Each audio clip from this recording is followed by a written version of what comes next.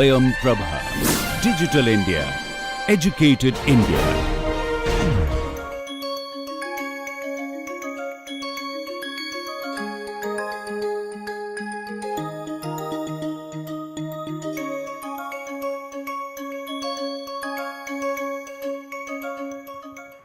Hello and welcome to the next lecture in the course on Introduction to Computer and Network Performance Analysis using Queuing Systems.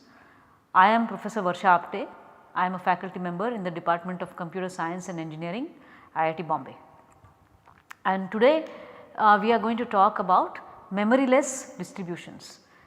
So recall that when we were talking about the Kendall notation for queuing systems, there was one slightly strange thing that we talked about, which is that the exponential distribution is denoted by the symbol m, okay, and that m stands for memoryless. It also actually there is one more word called Markovian that it stands for. You can say that m is either for Markovian or m is for memoryless, and they both roughly mean the same thing. So what does this mean? Okay? Basically exponential distribution is a memoryless distribution, and we will talk about what that means now. So again recall probability distributions. Okay. If x is a continuous random variable, then typically we describe it by a cumulative distribution function, which is the denoted like this, capital F sub x of t, and that is the probability that x takes the value less than t. And then we have small f x t, which is the derivative of the CDF, and this is called the probability density function PDF. Okay. Remember, this is not a probability.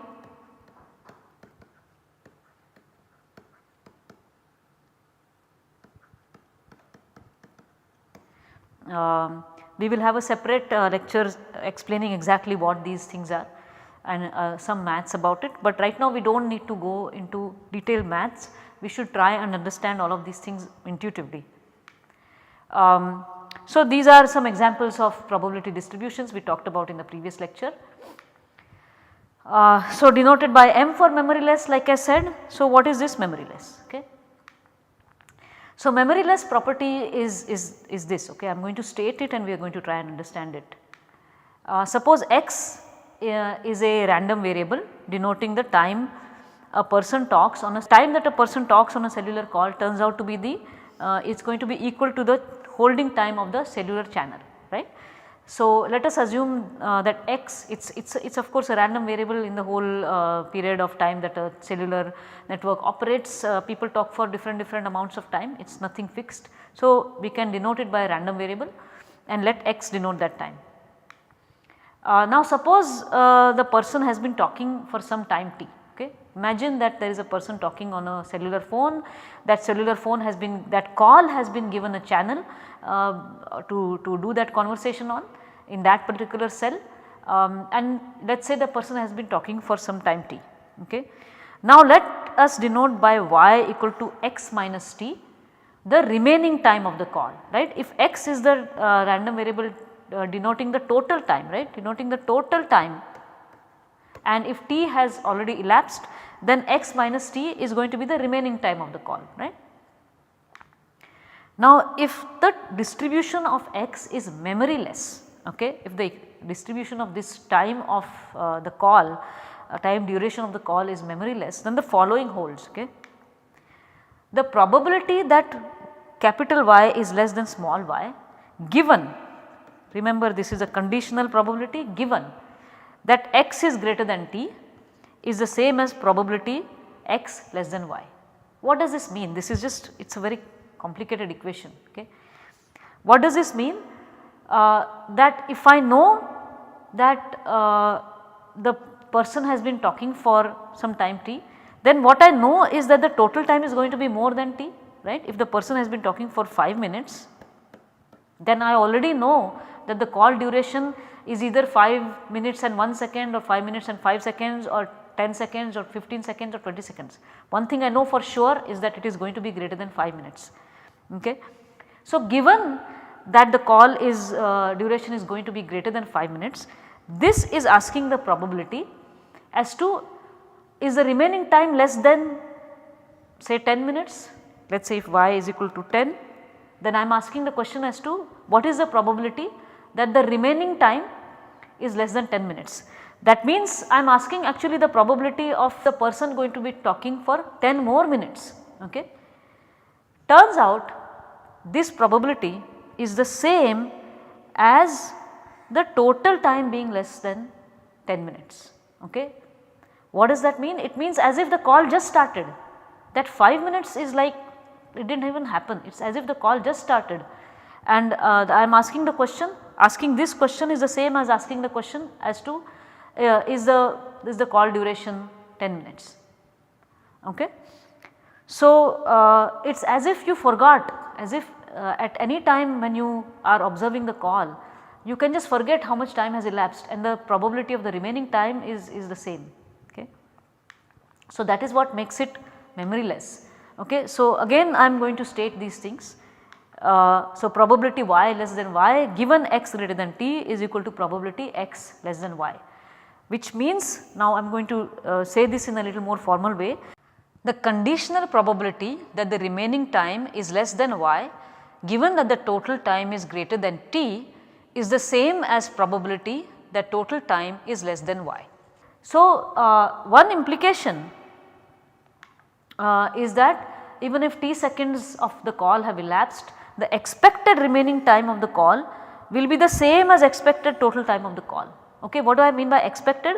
Expected is one word that is often used instead of average. Okay. In a certain context it makes more sense to use the word expected. So, let us say the cellular network had data, okay, of its cellular calls, and average call duration is just hypothetically 5 minutes. Okay. So, if 2 minutes have elapsed,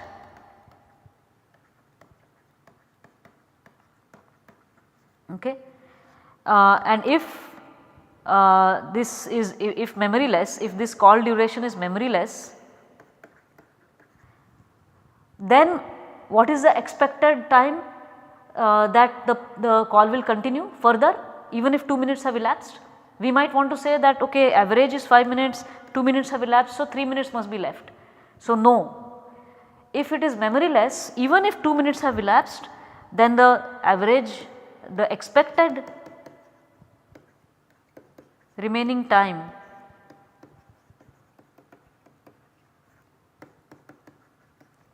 is still 5 minutes. Okay. It is as if those 2 minutes did not happen, we have no memory of it. Okay. So, again even if t seconds of call have elapsed, the expected remaining time of the call will be the same as the expected total time of the call. It is as if there is no memory of the elapsed time. At any point it is as if the call is starting afresh, and this is what is called the memoryless property. Okay. In continuous distributions only exponential distribution is memoryless. Okay. Now, it seems very weird, right, this memorylessness. So, is it a completely non-intuitive thing, just a mathematical artificial thing that somebody has cooked up? So, no, I will give you an example. If you consider discrete random variables, in continuous random variables it is a little it feels a little non-intuitive, but I will give you an example from discrete random variables and then it will start feeling intuitive. So, let n be the number of coin tosses required to get till you get a head, okay, standard example given in probability, and let head probability be p. Okay. So, suppose you know you had to do, you got tail, tail, tail, tail and then head, that means your n was equal to 5. Okay. This is, you needed 5 tosses. Okay.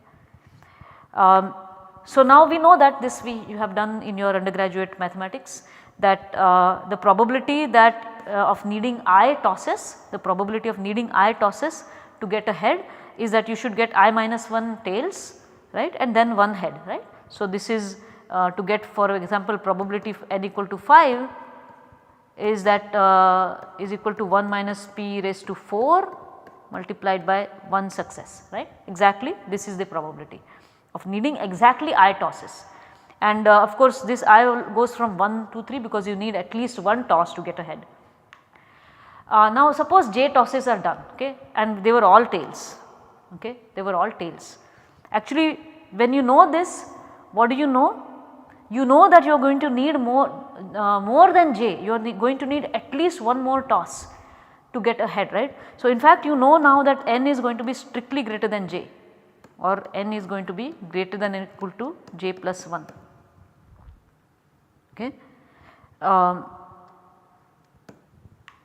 So now let m denote the additional number of tosses required given that j tails are done, okay. Now what is the probability that m equal to k? Okay. Suppose I am asking the question that I saw j tosses and now they were all tails, how many more am I going to need?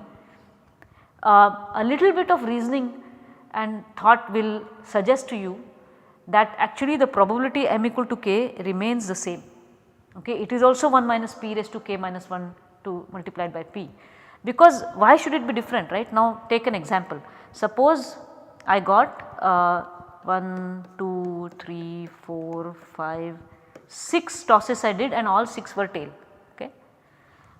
Now if the question is probability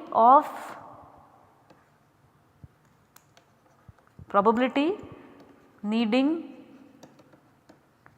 6 more tosses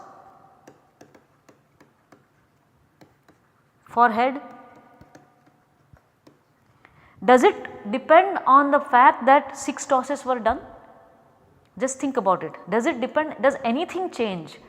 Okay, it is the same coin, it is the same person doing tosses, and just because 6 tosses are done, is the probability of the next toss giving you a head anything different? Okay, the coin is supposed to be such that every time the probability of getting the head is the same, it does not change. So there is nothing changes, even if you did 100 tosses and then the probability of needing 6 more tosses to get ahead will continue to be 1 minus p raised to 5 multiplied by p. The 6 more does not change, okay. So it is the same as p n equal to I, okay, it is the same as p n equal to k, and the j successful tosses are just forgotten. Okay. So I hope that this was not as non-intuitive. Remember that I can be doing t lots of I can have even 100 tosses that are tail, the probability of needing even 100 more given that 100 tails are done, okay, is actually still remains 1 minus p raised to 99 multiplied by p, okay. The fact that these 100 tosses were done can be forgotten, and so this is actually memoryless. This is a memoryless distribution, okay. So this is actually, you might remember, this is called the geometric distribution, right. This 1 minus p raised to k minus 1 p, this is the geometric distribution, and again to remind, this is what you get when we are trying to have a situation like the number of coin tosses required till you get ahead. And you can see here that a discrete equivalent of that same continuous property is satisfied here. What is the probability that m equal to k given that n is greater than j, okay. This we had the probability of capital Y less than y given x greater than t, right. We had that this probability was actually the same as x probability x less than y, and that is what we get here, okay. So you can think of exponential distribution as a continuous equivalent of geometric distribution. That is just the best way to understand it. By itself it is difficult to accept the fact that if a cellular call duration, for example, is exponentially distributed, then if you are looking at a person talking on the cellular call and if the average was 10 minutes, but it was a memoryless distribution, then if you are observing the person for 8 minutes, you cannot say that now 2 minutes, the expected remaining time is 2 minutes. Even if 8 minutes are passed, you have to say that expected remaining time is 10 minutes if it is memoryless. Okay. So, this is actually a graph that shows the exponential distribution and the geometric distribution. Exponential is of course plotted as a continuous line, and the geometric distribution is a specific probabilities for the geometric distribution taking values 1 and 2 and 3 and things like that.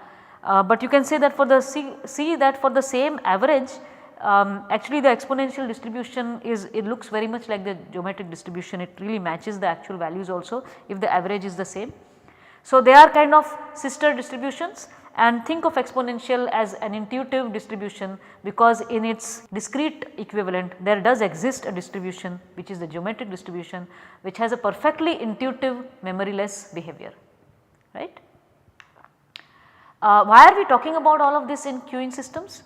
If we go back to the example of the cellular call time, I already said this, that holding time is considered exponential, which is memoryless with an average of 3 minutes, and we know that 1 minute has elapsed, then the expected remaining call duration is still 3 minutes, and this property will be used repeatedly in reasoning about queuing system metrics, especially something like response time,